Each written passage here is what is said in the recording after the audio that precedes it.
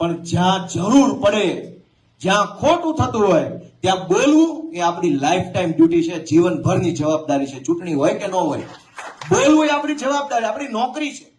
સમાજની નોકરી કરીએ છીએ આપણે બધા, સમાજથી મોટું કોઈ નથી. આપણે સમાજના નોકર છીએ એટલે આપણી કાયમી જવાબદારી છે. જ્યાં ખોટું થાય ત્યાં અવાજ ઉઠાવો એ આપણી સમાજ પ્રત્યેની કાયમી નોકરી છે. ચૂંટણી જે હોય તે, જે જીતે જે હારે, ઘડીકા એવું નથી. ચૂંટણી હોય તો જ બોલવું, ચૂંટણી સિવાય પણ બોલતા શીખો, અવાજ ઉઠાવો. જીવનમાં પહેલી વાર બોલશો, પહેલી વાર અવાજ ઉઠાવશો તો કેટલાક નબળા તત્વો તમને દબાવવા ધમકાવવાની કોશિશ કરશે, પણ એને ગાંઠશો નહીં. પહેલી બીજી વાર જે કાંઈ આવે ને કહી દો ભાઈ થાય કરી લેજે, તો એ તમારું સરનામું ડિલીટ મારી દે કે અહીંયા ટાઈમ બગડે એવું છે, આને બીજી વાર ફોન ન કરો. કેમ કે આ આપણી દેશી ભાષામાં કરકોલે હાલ્યું છે, એવું બોલે છે ને આ બાજુ કરકોલે હાલે છે, પેધી ગયા છે. એક ફોન કરવાનો, હરેશભાઈ જોજો હો, હરેશભાઈ બી જાય તો ઓલાનું કામ થઈ ગયું. પણ હરેશભાઈ એમ કહે છે કાંઈ નહીં, જોવું જ છે, મોકલો, શું જોવાનું છે, તો બીજી વાર ફોન નથી કરતા. ભાજપ જેટલા કાયર માણસો, ભાજપ જેટલા ડરપોક માણસો, ભાજપ જેટલા એકદમ નગામા માણસો દુનિયામાં ક્યાંય મેં નથી જોયા દોસ્ત. એટલા કાયર માણસો છે, પણ સરકારની પાછળ છુપાઈને હાલે છે. હિંમત વાળા અમે માણસો છે, આખી ભાજપની સરકારની સામે લડીએ. મરદ અહીંયા ઉભા છે દોસ્તો, હોલની અંદર ઉભા છે. પોલીસની પાછળ હંતાઈને, કલેક્ટરની પાછળ હંતાઈને, ડીડીઓ આખા તંત્રની પાછળ ઉભા રહીને હોશિયારી મારવી એ કાયર લોકોના કામ છે. સરકાર આખી ફોજ લઈને આવે, આખી police, crime branch, LCB, bootlegger, પૈસા, મંત્રી તંત્રી તમામ એની સામે ઉભા રહે ને એ આમ આદમી પાર્ટીના યોદ્ધાઓ છે દોસ્તો, લીડર અમે છીએ. અને ભાજપના કાયર માણસો આમ જનતાને બીવડાવે. તમે કંઈક પોસ્ટ લખો, તમે કંઈક બોલો, વોટ્સએપના ગ્રુપમાં કંઈક નાખો, જ્ઞાતિના ગ્રુપની અંદર કંઈક લખો, જોજે હો, પછી જોજે હો. એકવાર તો હિંમત કરો, જે બતાવવાનું એ બતાવી, જોઈ લેવાનું થાય છે. એકવાર તો બોલીને બતાવો, જિંદગી બીજી વાર હામાં નહીં મળે. અમે એને ઓળખી ગયા છીએ ને એટલે દર વખતે કે જે બતાવવાનું એ લઈને આવી જાજે, જોઈ લઈશું શું છે. અને એટલે હવે અમને નથી બીક લાગતી. હું તમને વિનંતી કરું છું, બોલો, અવાજ ઉઠાવો. ક્યાં સુધી લાચારી ભર્યું જીવન જીવશો? અને એવું જ જીવવું હોય, બીન જીવવું હોય, ડરીને જીવવું હોય, લાચારી ભર્યું જીવવું હોય, ભાઈ સાહેબ બાપા કરીને જીવવું હોય, વાંકા હાલવું હોય, તો જીવવું શું કામ છે ભાઈ? હારા એગ્રો માંથી જે મળી લઈ લેવાની થાય ને પછી તો. એવું જ જીવવું હોય તો શું કામ જીવવું છે? એવું જ જીવવું હોય તો જીવવું શું કામ છે? ક્યાં કોઈ અહીંયા આપણને કઈ એફિડેવિટમાં લખાઈ લીધું નોટરી પર કે રહેવું જ પડશે, બાના હમ છે? દોસ્તો હું વિનંતી કરું છું, નાનો માણસ છું, મારા શબ્દો કડવા છે પણ લાગણી કડવી નથી.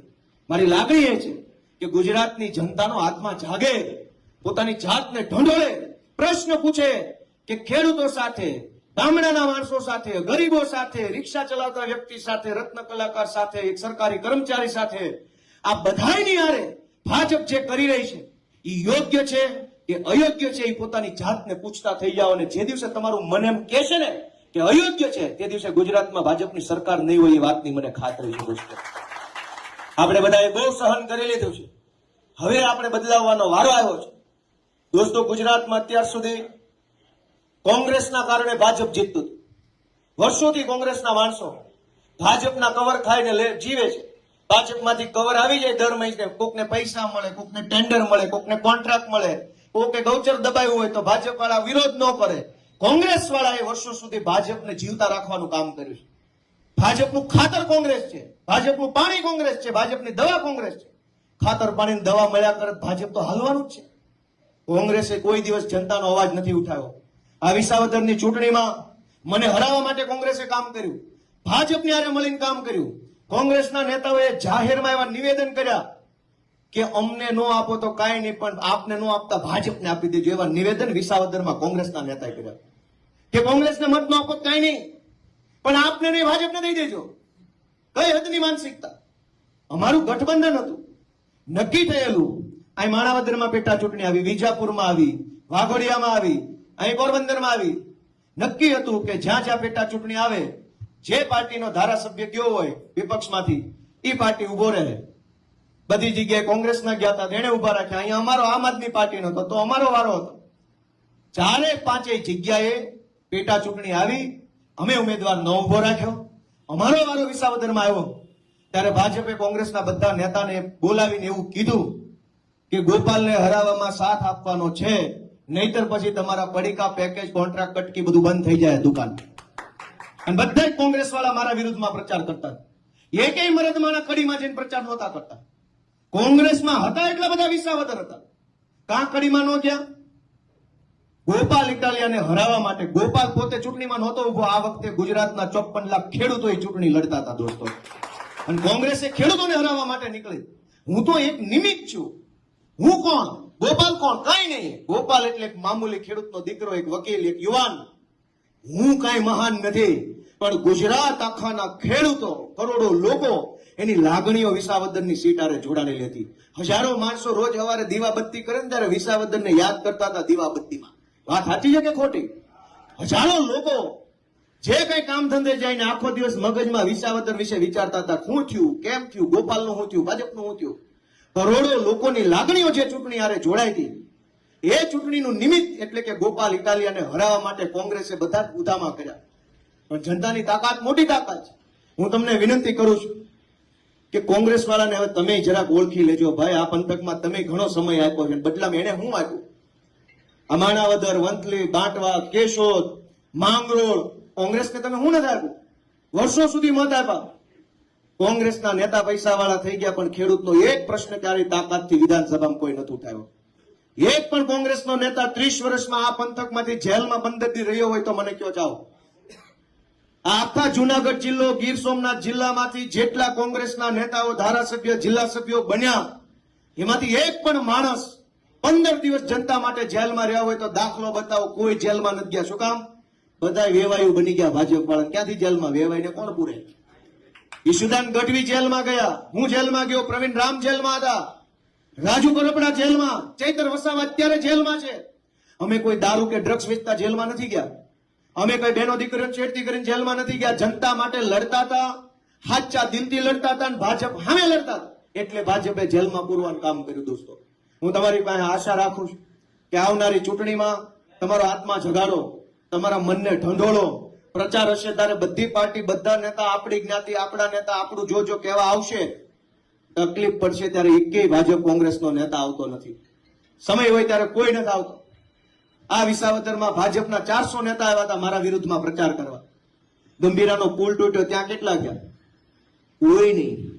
ચૂંટણી હોય તો 400 આવશે, માણા મરી જાય તો 4 જણા નથી આવતા. આ ભાજપને કોંગ્રેસની રીત છે. દોસ્તો, મેં તમને મારી બધી વિનંતી કરી છે. હું આશા રાખું છું કે આપણે બધાએ આપણા આત્માને જગાડવાનું કામ કરીએ. આપણે આપણા ઈશ્વરને પ્રાર્થના કરીએ કે આપણને મતિ આપે, આપણને એવી સમજણ આપે કે આપણે આ ભાજપની ચુંગાલમાંથી છૂટી શકીએ. આપણા એક મતના કારણે ગુજરાતના કરોડો બાળકોનું જીવન સુધરે. આપણા એક મતના કારણે કરોડો ખેડૂતોનું જીવન સુધરે. આપણા એક મતના કારણે ગુજરાતના લોકોના ચહેરા ઉપર સ્માઇલ આવે. એવું કઈક કામ આપણા હાથે થાય, એ માટે ઈશ્વરને આપણે પ્રાર્થના કરીએ. દોસ્તો મિત્રો, ધારાસભ્ય તો હજારો બની ગયા ગુજરાતમાં. કઈ હું કઈ નવી નવાઈ નો છું.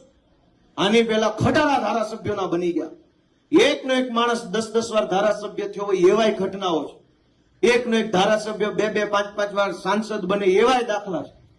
ગુજરાતના ઇતિહાસની આ પહેલી ઘટના છે કે જેમાં એક છોકરો ધારાસભ્ય બન્યો.